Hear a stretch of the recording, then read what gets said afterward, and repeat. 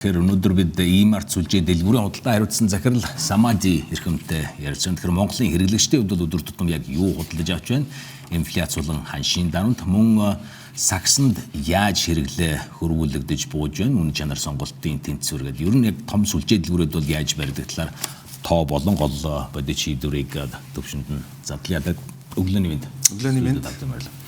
Яг ийм артын одоо саксыг ард түмний бодит индекс гэх юм бол яг 7 хоног болгон хэмждэг гол 3 зүйл нь яг юу гэдэг юм бэ? Яг ер нь өдөр тутмын хэрэглээ одоо бидний хэрэгэлдэг гол сүү, мах, тэгээд ногоо, жимс одоо будаа тэр зүйлсээр бол ерөнхий тодорхойлж болно. Тэгээд бусад хэрэглээ бол одоо тухайн хүмүүсийн өөрсдийн худалдаа авах зан төлөвтэй илүү холбоотой. Тэгэхээр одоо таны хувьд ер нь энэ жил одоо ингээд дуусж байна гол KPI байлаа гэж бодоход ер нь өдөрт дунджаар хэдэн зочин нэг саксны дундаж юу давтан худалдаа авалтын хувь гэдэг ер нь гол үзүүлэлтүүд маань энэ жилийн үед бол ямар хувь байв? Энэ жилийн үед өнгөрсөн жилээс харьцангуй өсөлттэй. Гэхдээ бидний төлөвлөж исэн тоонуудад бол арай хүрхгүйгээр явж байгаа. Тэгээ оны төгсгөл хүртлээр бид аль болох төлөвлөгөөнд хүрэхээр хамт олноороо хичээж үйлчлэгээ одоо бүтээгдэхүүнээ сайн хүргэхээр нийлүүлэгч нартайгаа хамтарч ажиллаж байгаа. Тэгээд гол хэмжүүрүүд дээр бол бид ер нь бол саксны одоо дундаж хэмжээ ямар хуу одоо бүтцтэй байгаа. Тэгээд өөрсдөө одоо ямар хөө байдлаар ашгаа төлөвлөх тэр зүйлс дээр анхаарч ажиллаж байгаа. Та бүхний яг төлөвлөлтөнд хүрээгүй тэр гол үзүүлэлтүүдийн одоо нэг нь юу вэ? Юунаас болсон гэж ер нь шалтгааныг харж байна? Ер нь яг хуу эдийн засгийн байдал энэ жил жоохон тийм өндөр өсөлт нь харьцангуй буурсан байдалтай. Тэгээд хүмүүсийн хэрэглээ бас одоо танах байдалтай байсан болов уу гэж харагдаж байгаа. Одоо жижиглэн худалдааны хэрэглээ бол харьцангуй бусад хэрэглээгээ бодвол нэг одоо эдийн засгийн нөлөөнд хамгийн сүүлд автагддаг болов. Эхлээд одоо өндөр үнэтэй хэрэглээгээ хүмүүс хомж тэгээ хамгийн эцэст нь одоо өдөр тутмынхаа хэрэглээн дээрээ бүсээ чангалах юмтай төсвөртэй салбар гэж ойлгож байна шүү дээ. Тийм тэгж ойлгож болно. Тэгээд харьцангуй одоо доктортай ерөннүүдийг хүртэл бид 9 жилийн хугацаанд тогтмол өсөлттэй өндөр өсөлттэй явж байсан. Тэгээд энэ жилээс тэр өсөлт маань харьцангуй жоохон багассан боловч өсөлттэй хэвээр байгаа. Яхаар одоо ерөнхий эдийн засгийн нөхцөл байдлыг хараад үзэхлээр гадуур хямраад байна, долларын ханш өсөөд байна гэдэг юмнууд явдаг мөртлөө ийм артын салбарт очихлоор пиг 4 үнэтэй байдаг шүү дээ. Тэгэхээр өөрөөр хэлбэл бол юу болох. Гэхдээ одоо зүгээр энэ жилийн үед бол үнийн мөрөө гэж ярих уу эсвэл одоо ер нь үн дээр асуухад яг ямар төрлийн бүтээгдэхүүн өсгөлээр хүмүүс нь ээж аваас гэдэг ер нь хамгийн их одоо сөрөг ханддаг байна. Ер нь хамгийн сөрөг ханддаг эсвэл эмзэг байдаг гэх юм уу махны үн дээр мэдрэгддэг. Тэгээд манай дэлгүүрүүд бол үнийн бодлогоо өдөр тутмын хэрэглээн дээр бол хамгийн багаар барина гэдэг бодлоготой. Хүмүүс ийм артад одоо орохлоор заримдаа ер нь илүү их мөнгө зарцуулаад байна, илүү үнэтэй байна гэдэг мэдрэмжтэй байдаг юм шүү. Тэгэхдээ тэр нь одоо өргөн өдөр тутмын хэрэглээгээ бодвол харьцангуй хямдхан. Харин ийм артаар өргөн сонголттой байдаг болохоор хүмүүс одоо гинтийн худалдаа авалтан дээр илүү одоо уян хэрэгтэй юм биш тэнийг авчи уян шинээр ороод ирсэн юм байна гэдэг байдлаараа нийт магадгүй дүн зарим тохиолдолд илүү байдаг боловч өдөр тутмын хэрэглээн дээр харьцангуй бага. Бусад магадгүй дэлгүүртэй харьцуулахад манай одоо ийм арт гэдэг Солонгосын маань энэ стандарт олон жилийн одоо хазтай ажиллаж байгаа.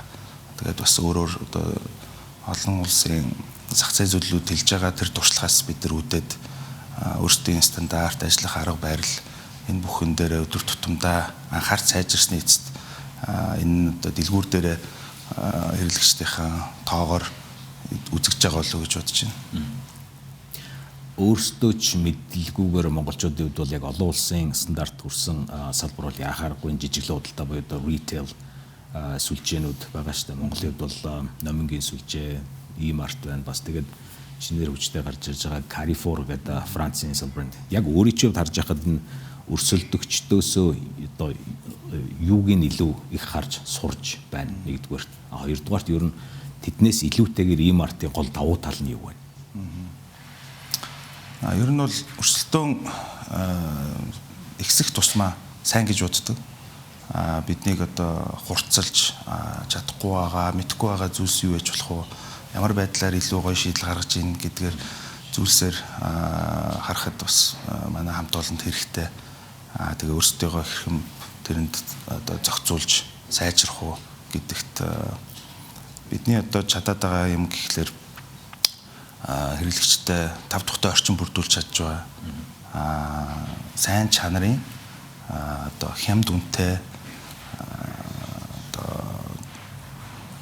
тэр процесс, арын тэр менежмент хэрхэн хамт олноо бас бэлдэх, манлайлалд нь анхаарах, дараа дараагийн үеийн одоо дэлгүүрүүдийн дарга нар, менежерүүд, хилцэн дарга нар бүхий л одоо шат бүртээ яаж хүмүүсээ сайжруулах дээр анхаардаг болохоор тэр нь ингээд тогтмол процесстэй, тогтмол системтэй хамт олноо байгууллага хөгжүүлсэн хэмжээгээр бидний үйлчлэгээ тэр барааны сонголт, барааны бүтэц, дэлгүүрийн орчин, хэрэглэгчд одоо таашаалтай одоо мэдрэгдэх мэдрэмжүүдийг сайжруулах энэ бүх хүчин зүйлс маань нэмэрч байгаа гэж бодож байна. Шуудхан хэлбэл тань хамгийн том өрсөлдөгч яг өнөөдрийн байдлаар хаанах вэ? Одоо огцом өсөлттэй байгаа Carrefour нэлээд сайн одоо юу гэдэг хурцлах өнцөг гарч ирж магадгүй гэж хүлээцтэй байгаа. Зах зээл дээр хамгийн том бол номин байгаа. Гэхдээ бид одоо салбарын тоо гэх юм уу хин хэрэг салбартай ямар борлуулалт хийж ийн гэхээс илүү өөрсдийнхөө систем, чанар энэ хамт олондоо илүү анхаарч тэгээ эцэст нь гол зүйл нь хэрэглэгчтэй л тэр таатай нөхцөл, чанартай бараа тэгээд хямд үнээр сайн үнцэн нэхвийг хэрмэлцэж байгаа. Яг одоо энэ 2025 оны хувьд аваад үзэх юм бол хэрэглэгчдийн зан төлөв ер нь яаж өөрчлөгдөж байна? Хямдхан олон гэдэг байдлаар энэ эсвэл цөөн чанартай гэдэг зүйл рүү хандж байгаа. Яг энэ оны хувьд бол хамгийн том гарсан өөрчлөлт юу вэ? Ер нь бол илүү чанар дээр анхаарч байгаа. Бид одоо хэрэглэгчтэй чанарын баталгаа өгөхүүднээс одоо ялангуяа фреш бүтээгдэхүүн дээр гарал үүсэл одоо ихтгэл үнэмшилтэй байх тал дээр их анхаарч ажиллаж байгаа. Тэгээд шинэ хэрэглээд бас хэрэглэгчд маань их дуртай. Тэгээд деманд ихтэй байдаг. Өмнө нь бол шинэ хэрэглээг одоо жишээлбэл хөлдөөсөн далайн бүтээгдэхүүн их хэрэглэдэг байсан.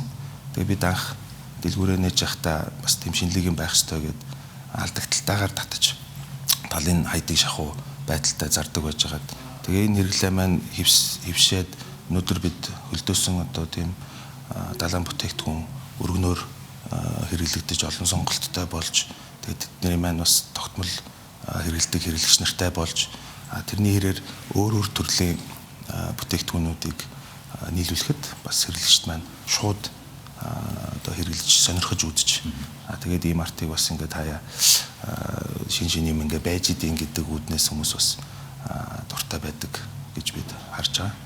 E-Mart-ээр бас нэг давуу тал байх шиг тэр нь юу гэхээр no brand гэдэг өөрсдийн the private label. Энийг онцолго нь яг юугаар одоо нэг ёсондоо no brand гэдэг ямар ч маркетинг хэрэггүй харин бидний гаргаж байгаа savings хэрэглэгчтэй өгнө гэсэн мөртлөө тэр маань хамгийн том маркетинг бол авчих шүү. Тий. No brand гэдэг өөрөө айгүй том брэнд болж байгаа. Тэгээд бид орон нутагт бүх аймагуудад ойрын хугацаанд тэнд байгаа супермаркет дэлгүүрүүд, жижиг худалдааны дэлгүүрүүдэд no brand zone гэдэг одоо хэсгүүд нээж байгаа. Тэрүүгээрээ гол утга нь болохоор хэрэглэгчтэй чанартай сонгоход амар тэгээд үнцийг өгдөг илүү хямдар илүү чанарыг хүргэж өгөн гэсэн баталгааг хэрэглэгчтэй өгч. Тэгэхээр яг мэдээж олон төрлийн олон улсын янз бүрийн брэнд бараа бүтээгдэхүүн байж болно. Гэхдээ манай тэр дотоодын одоо хөгжүүлж байгаа private label бүтээгдэхүүнийг хэрэглэгч маань итгэлтэйгээр энэ бол сайн үйлдвэрийнх байж чадна, чанараа сайн хяндаг байж чадна. Тэгээд боломжийн үнэтэй гэдэг нь бол ойлгомжтой гэсэн итгэл үнэмшлийг хэрэглэгчтэй өгч. Тэгээд бид No Brand бол манай Солонгосын мартыг хөгжүүлдэг private label. Бид энэ жилээс дотоодын private label-тэй анхаарч илүү өргөжүүлэхээр зорж байгаа. Жишээлбэл манай Made for You гэдэг fresh бүтээгдэхүүнүүд Монголдо үйлдвэрлэгдэж бид чанарыг хангасан тэгээд бас өөртөө хамтарч илүү хөгжүүлж болох хувьц үйлдвэрлэгч нартайгаа хамтарч тэрийг хийж байгаа. Бидний бас ярилцлагын цаг дуусч байгаас хамгийн сүүлд нэг зүйл асууя. Ер нь ийм артын салбарт очихлоор касын дараалал нэлээд урт байдаг.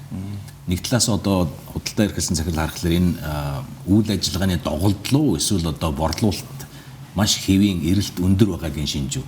Аль нь? Яг бид зайндаа барьж ийн гэх юм уу?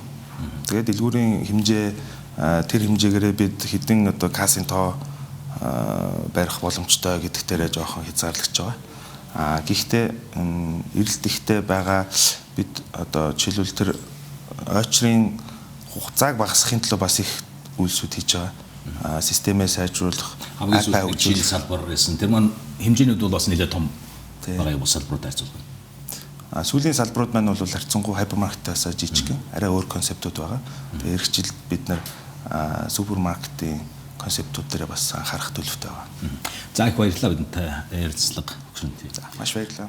Тэгэхээр бид Алтаа холдингийн ерөнхийлөгч болон Sky Hypermarket-ийн худалдаа хариуцсан захирал Самадитай ярилцлаа.